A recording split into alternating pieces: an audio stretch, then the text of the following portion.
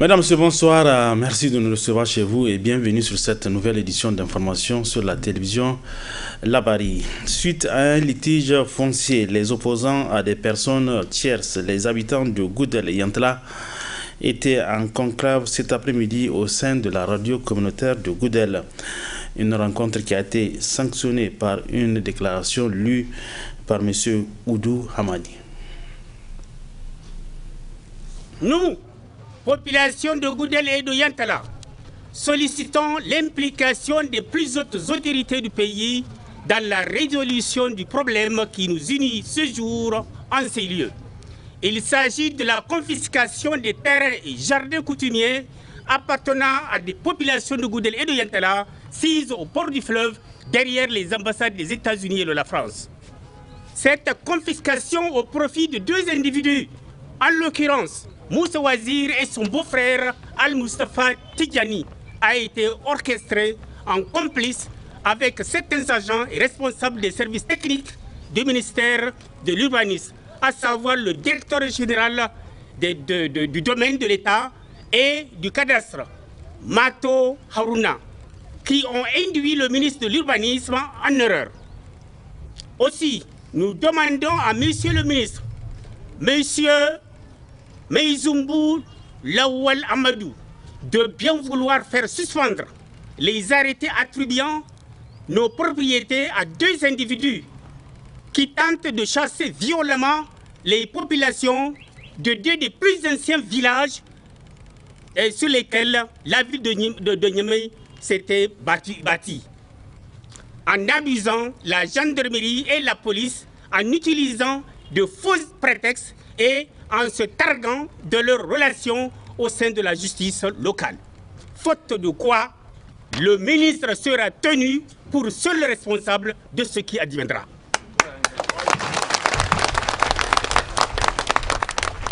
Ces actions ont pour conséquence la dépossession inégale de plus d'une centaine de ménages propriétaires coutumiers de ces terrains, existant depuis la création des villages de Goudel et de Yantala au profit d'une seule famille. La destruction de plusieurs jardins agricoles et plusieurs arbres fruitiers appartenant aux populations de Goudel et de Yantala dans un pays fortement affecté par la crise alimentaire. L'obstruction du couloir de passage menant aux pépinières, au site de pêche et à l'accès au fleuve par les populations.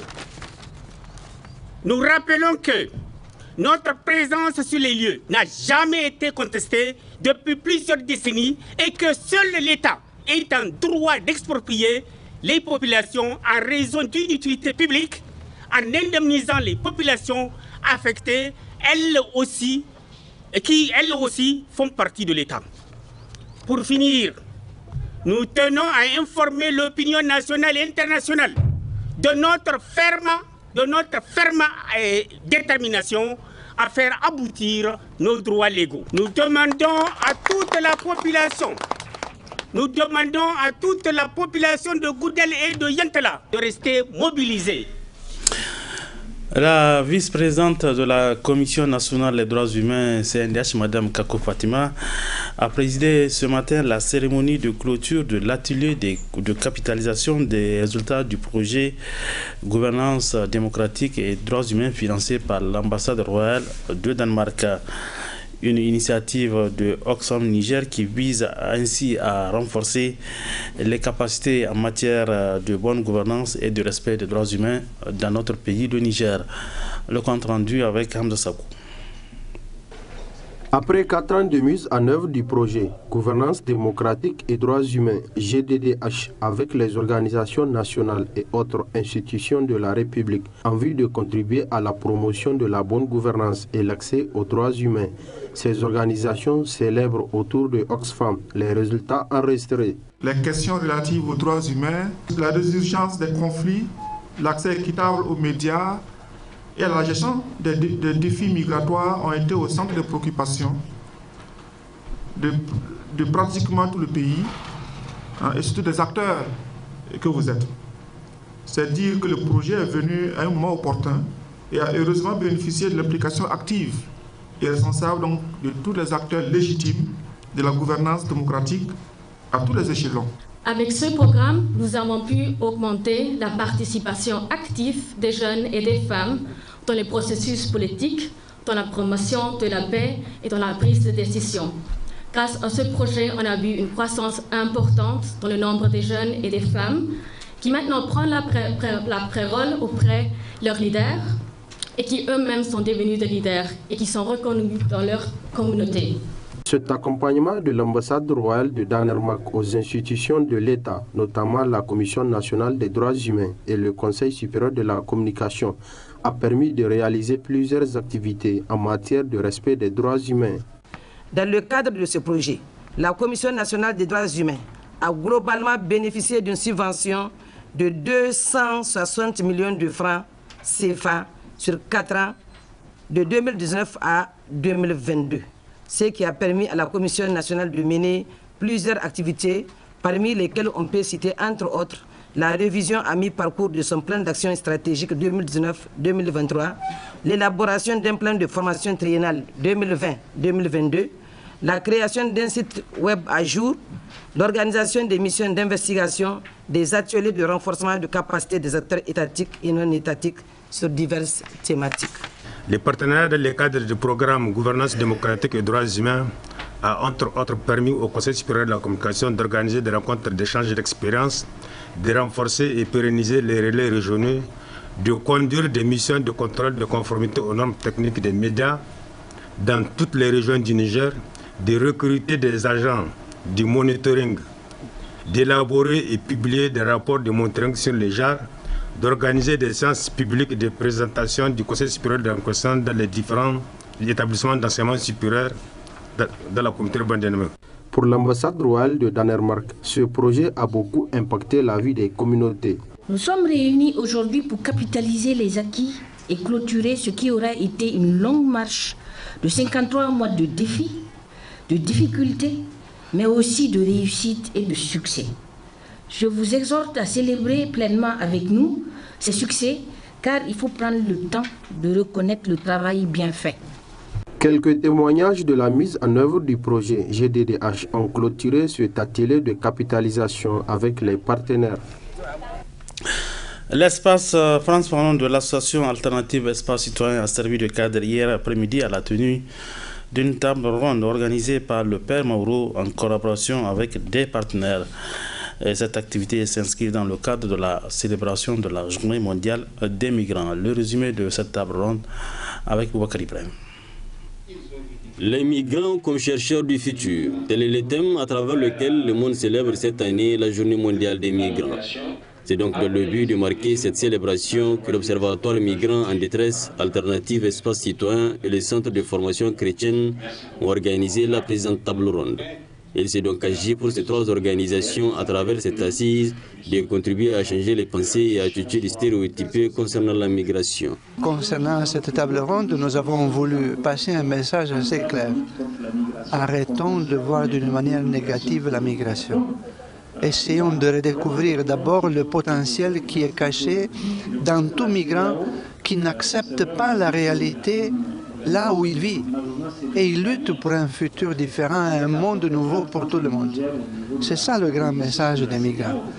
Moi, je l'ai déjà dit, le péché le plus grand, le vol le plus grand, c'est quand on vole le futur des migrants. Ça, c'est le drame. Et nos politiciens devraient s'interroger, la société civile devrait s'interroger comment libérer le futur. Et les migrants nous aident, parce qu'ils passent des frontières, parfois c'est des murs, parfois c'est des barbelés, et ils nous aident à découvrir que le monde est pour tous, n'est pas pour une minorité qui s'accapare le pouvoir. Au-delà des exposés des panélistes, les témoignages des personnes ayant effectué le déplacement ont également été entendus. Moi, je dirais juste que l'avenir du migrant, ça dépend du pays où il espère arriver. Nous sommes, comme on l'a dit, tous des personnes en déplacement. Et moi, je vais dire, en tant que migrant, personne en déplacement, mon avenir est jusqu'à ce jour sans ambiguïté, parce que je suis arrivé dans un pays où la société nigérienne est une société très très accueillante. Il n'y a pas de différence entre le Nigérien et celui qui vient dans notre pays. Je me dis aussi que cette particularité-là est due au fait que on ne peut pas nous différencier sur le plan de la couleur. On ne peut principalement pas nous différencier sur le plan de la couleur. C'est pour cette raison que nous nous accueillons, on va dire, comme des frères et comme une famille. Nous savons que les migrants, ce n'est pas facile, enfin les personnes en déplacement, ce n'est pas facile pour une personne de quitter son pays à la recherche d'un mieux-être. Et il est encore plus difficile pour cette personne de ne pas atteindre ses objectifs. Alors nous, au service pastoral des migrants, nous intervenons du côté médical. Les personnes migrantes qui nous viennent, ils sont confrontés à des problèmes économiques, par conséquent aux problèmes d'ordre sanitaire. Alors nous essayons du mieux qu'on peut de les aider dans ce domaine-là. Nous les accompagnons à régler leurs problèmes. Il faut enfin rappeler qu'il s'agit essentiellement à travers cette assise de contribuer à changer les perceptions en amenant bien sûr à revoir le lexique et corriger les expressions au travers de la question. À la suite de cette édition d'information, le Sahel Collaboration et Communication, accompagné des autorités administratives et coutumières, était en caravane de presse santé dans la région de Zender. Ainsi, cette délégation s'est rendue dans la commune urbaine de Myria pour constater les activités réalisées par le projet Amplifie grâce à un financement de l'USAID. Le compte rendu avec Hamza Sakou sur les images de Hamsan Ablaï. Située à environ 20 km au sud-est de Zender, la commune urbaine de Myria était estimée à 60 805 habitants en 2011. Dans cette commune intervient le projet Amplified autour de 20 centres de santé intégrés dans la prestation de planification familiale appuyée par l'USAID. Organisée par le projet USAID Sahel Collaboration et Communication, la caravane de presse santé était en contact avec les responsables de centres de santé et les communautés locales, notamment le comité technique d'appui au réseau intégré et d'apprentissage, CETAR. Les attributions de CETAR, c'est dans le cadre de mettre en contact la population, les agents de santé et puis le causant. CETAR est entre la communauté, c'est un comité qui est sorti de la communauté. Les plaidoyers de mobilisation des ressources du CETAR ont permis d'améliorer dans le centre de santé intégré de Koleram et la case de santé de Falki la qualité de services de santé, de reproduction et de planification familiale. Et Dieu merci, on a eu l'acquisition d'une ambulance flambant neuve, vous l'avez vu. On a eu l'acquisition d'une maternité flambant neuve aussi, et vous l'avez vu. Donc, à partir de ce temps-là, vraiment, on a constaté beaucoup de changements dans le cadre de la SR. Quand on prend l'ambulance, c'est cette ambulance qui desservit actuellement 3 CSI en évacuation sanitaire. Auparavant, toutes nos femmes, à plus de 90% des femmes accouchent à domicile. Et ces 3 derniers mois-là, on a vu beaucoup de changements. Presque toutes les femmes ont accouché au niveau du centre. Auparavant, on a moins de 10 accouchements, 10, 11, 15. Et aujourd'hui, on est à plus de 50 accouchements de notre aire de santé. Dieu merci, on ne fait que se réjouir. Nous avons reçu une formation sur comment insérer un implant contraceptif aux femmes grâce au projet USAID Amplify.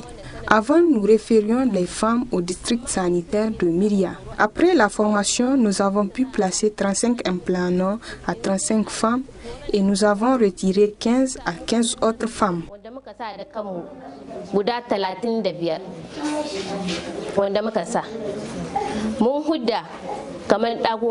Grâce à l'action de CETAR, toujours dans cette commune, au village de Diné, les relais communautaires étaient au chevet des femmes dans le centre de santé intégré pour une séance de sensibilisation. pour pérenniser ses actions dans cette zone.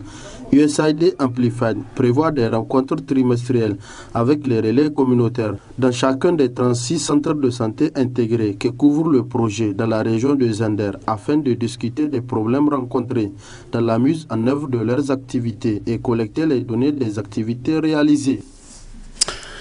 Des cultures maraîchères sont pratiquées sur des sites situés au niveau des quartiers de la capitale, notamment dans le 5e arrondissement communal de Niamey. Des terres mises à la disposition des maraîchers par le projet 3E, emploi, énergie, environnement. D'autres précisions dans cet élément.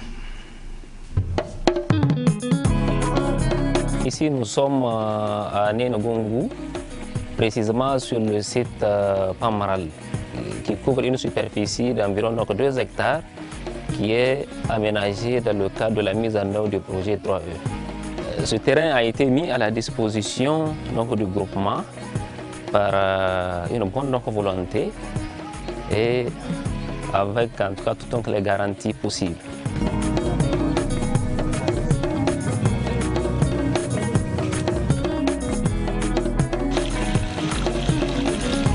Groupement no irte irbor woyi kinditaci irno margugar jardin ma wote kai goga goy mo irga dumizo kul duma irga dan albasal irga dan su irga dan windi bundu irga dan tamati groupement hala kason mat kai go goyda bor kul dinga wanano ni mo goy ni bonse ni mo nere ni bonse nongo mat kai irga arrosé kati pano en no irse pano asinda essence kayen asinda guidé ma asinda ikudu. Donc consommation aussi bas de gabi. Ça c'est un système à base de panneaux photovoltaïques qu'on a utilisé pour faire l'irrigation des jardins que vous avez vu. Donc ça c'est un système de charrette qu'on a mis en place pour justement sécuriser, éviter le vol des panneaux. Donc les panneaux sont montés sur une charrette mobile que le soir on peut plier et puis on ramène les charrettes à la maison pour sécuriser. Et la pompe également, c'est une pompe immergée dans le fleuve, une grosse 5 à 7. On a dans le fleuve qui fait un débit de 4 mètres cubes heure. Donc c'est ça les jardiniers utilisent pour l'arrosage. Donc avec ce système, ils n'ont pas besoin d'essence, pas besoin de vidange, il n'y a pas de bruit. Donc ils peuvent travailler tranquillement.